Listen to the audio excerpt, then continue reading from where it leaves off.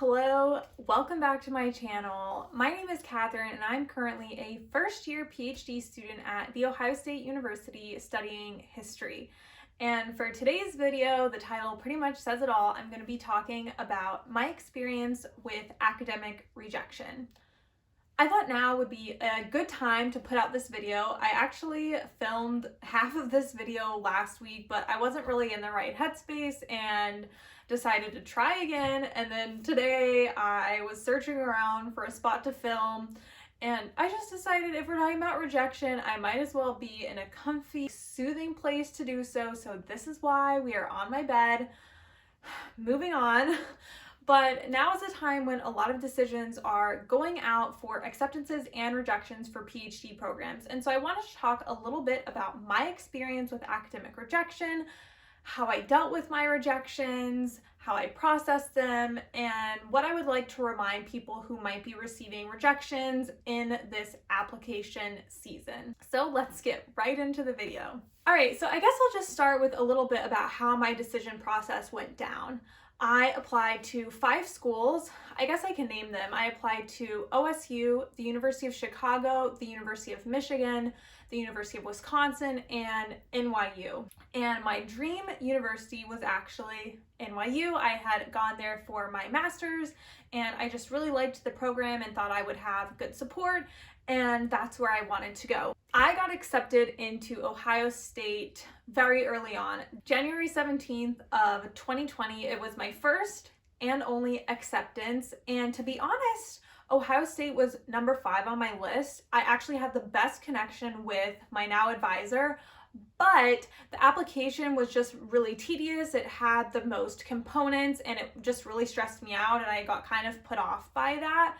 And so I was really surprised when I got accepted super early on. I assumed that I would be, acceptances would roll out in February or March, and I remember it so clearly. I was going to visit one of my cousins, and I found out while I was waiting for her to answer the door, and I was so excited. Also didn't know that it would be my only acceptance. So fast forward a few weeks later, I had just moved to France, and I was on Grad Cafe, and I could see that acceptances were going out for a few of the other schools I had applied to, and I wasn't hearing anything back. So at that point, I was starting to kind of get like a pit in my stomach about the applications and was getting nervous about my statement of purpose, how I wrote, how I chose the schools, and I was just doing a lot of second guessing and regretting. And I guess my fears would be, well-founded, because I think it was on February 12th, I received my rejection from the University of Wisconsin, and then a few days later, I think it was actually on Valentine's Day, I got rejected from the University of Michigan. And Michigan actually was less of a match for me personally than Ohio State, so I don't know why it was higher ranked in my head, but it was kind of expected because, I don't know, I just didn't have as good as a fit with that department. But I was still really, really discouraged to have 2 rejections back to back. Just stung. And I happened to be going to Paris for something anyways, and so I did the most American thing I think I've ever done living in France, and I went to a Five Guys, I think it was a Five Guys, and I got a burger and a shake, just some comfort food to kind of drown my sorrows. And so at that point, I started really getting nervous for the other schools, because University of Chicago was my reach school. Wisconsin, I thought I would get into. So I was just so confused with how all of the decisions were coming in. And then I found out that I got put on the wait list for NYU, and that hurt really, really bad. I went into kind of like a dark spiral because I thought I was going to get in. I knew the professors, and they had encouraged me to get my PhD, and so then I started second guessing all of the other decisions and all of my applications, and doubting the belief that I thought they had in me. And at this point, this was right when lockdown happened. So we're now into the middle of March, and it was just such a period of isolation and feeling alone. And it got to a point where on the wait list, I knew it wasn't going to happen. You know, I was in communication with the director of graduate studies, and I knew it wasn't going to happen, and I needed to make a decision for Ohio State. And at that point, I felt like Ohio State was a good fit, but it was just so hard to drop my dream.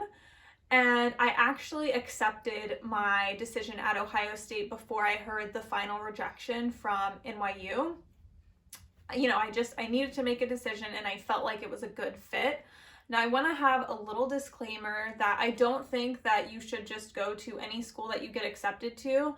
You know, I didn't have to go to Ohio State. A lot of people get rejected from all their programs and then reapply the next year. That's fairly common, and I could have done that.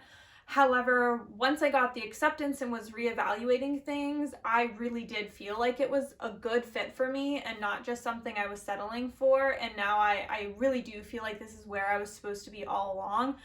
I, you know, would not give that advice to everyone of just like go wherever, but if you feel like it's a good fit, then definitely do that. But back to the rejections. And then finally I found out about University of Chicago, which was really late. And so that rejection hurt less because at that point it was April. All of the acceptances and rejections had gone out for essentially all of the other schools. And I had already been rejected from my dream reach school. And I think one of the reasons why I wanted to make this video is because I see a lot of people who did get accepted into their dream schools and I didn't. And so I just want to let everyone out there know that it's okay. Like, you might get rejected and it won't completely break you. Here I am. I survived, though it almost did. And I think for me, rejection, well, I want to note that I'm using the word rejection a lot, but in none of these letters did it say that I was rejected. The language they use is you have not been accepted for admittance, and I can put some of my rejection letters up here or not accepted letters up here. And so I internalized a lot of things that weren't said. For PhD applications, everything feels really personal. It doesn't feel like a rejection of your work anymore. It feels like a rejection of you. At least that's how I felt, especially with NYU, because I'm gonna get emotional, but like I knew these professors, and so it did not feel like a rejection of the ideas. It felt like a rejection of me personally, which, let me be clear, it wasn't. There are a lot of reasons that you can get rejected, which I'll go into in a minute, but it was really, really hard to try and recover from that. And on the other hand, like, I did get accepted somewhere. And so it was clear that, you know, my ideas were good and there were people who saw merit and value. And I had to keep telling myself that the professors wrote my letters of recommendation, and they wouldn't have done that if they didn't feel that they could give me a strong letter, which is what I asked for. So they did believe in me. It just wasn't the right fit. But it was really hard, and I cried all the time. And this, like I said, was in the midst of the pandemic at the beginning, when we went on full lockdown and quarantine. And it was tough. But that leads me to my next point, in that there are a lot of reasons that you can't get rejected. And I think everyone should be allowed a period of grieving, a period to be sad for whatever your dreams were, but then there's also a time for reflection. I'm someone who loves reflection.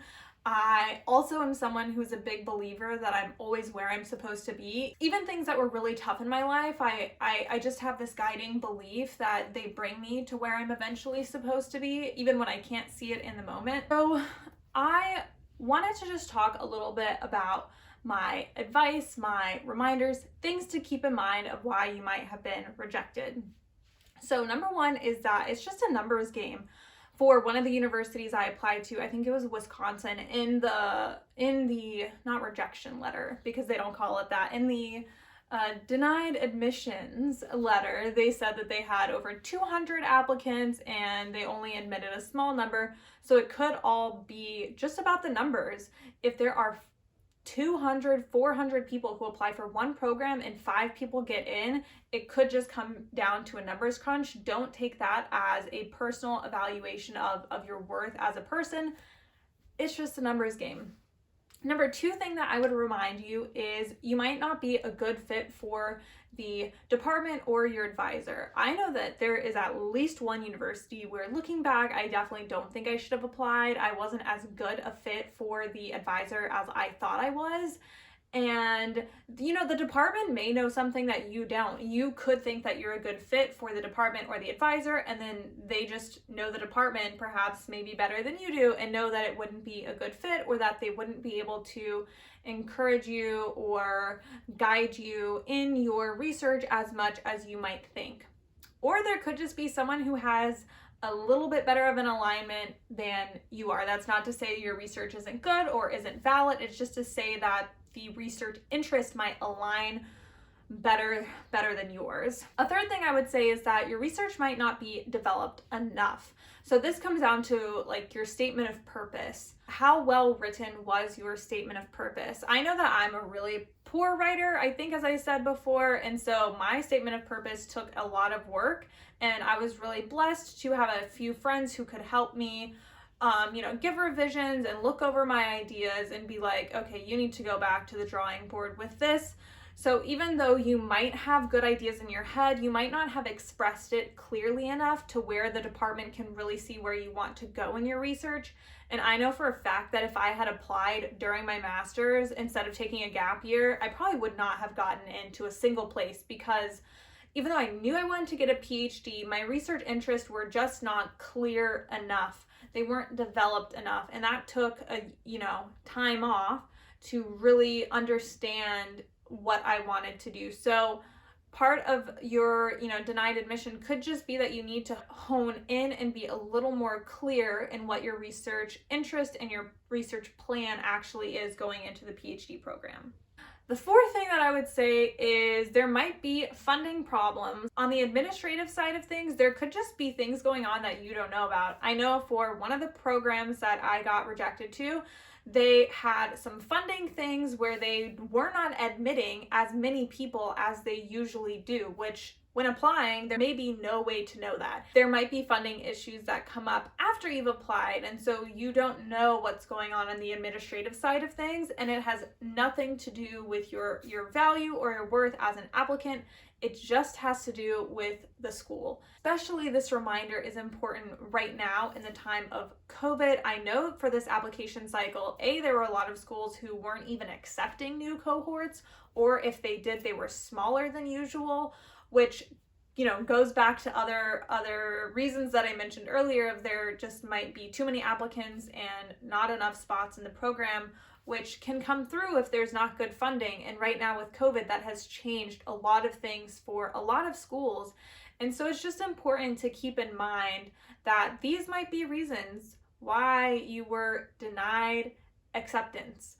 But the one thing I want to make clear is that it is not a reflection of who you are as a person. In a lot of instances, these people don't even know who you are as a person. All they have is a piece of paper that you wrote to them, a few letters of recommendation in your academic record, and that is it. That is what they were going off of. I know for a lot of Ivy League schools, they have an interview process. None of my schools had an interview process, which means that once again, all they see is what is on paper. And so what it all comes down to is research, fit, funding, things that are not about you.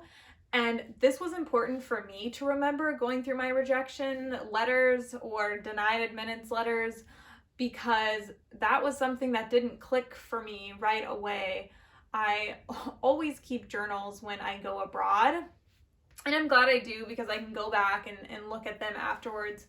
But boy, oh boy, are my journals from this time last year because I was just really struggling with my self-worth just because of these rejections. And my story, is not going to be like everyone's. I did get accepted to one school and ended up here, and I believe it is where I'm meant to be, but that doesn't change the other 4 rejections that I got and kind of the brutal things that it did to my psyche, especially because some of these rejections came within a very short amount of time. So if you got rejected, or, find out that you didn't get into the programs you wanted to, don't take it as a personal evaluation of you and your worth as an individual. Next year is always a new year to try. With COVID, things are going to be changing, and who knows, the application cycle might be a lot better next year.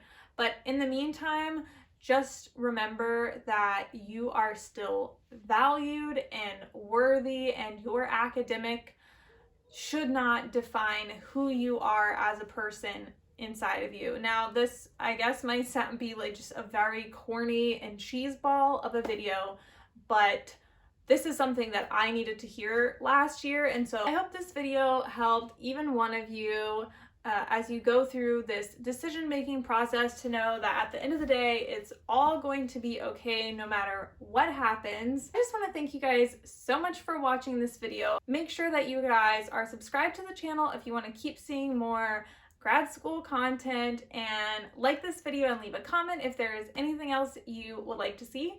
And I'll see you guys in the next video. Bye.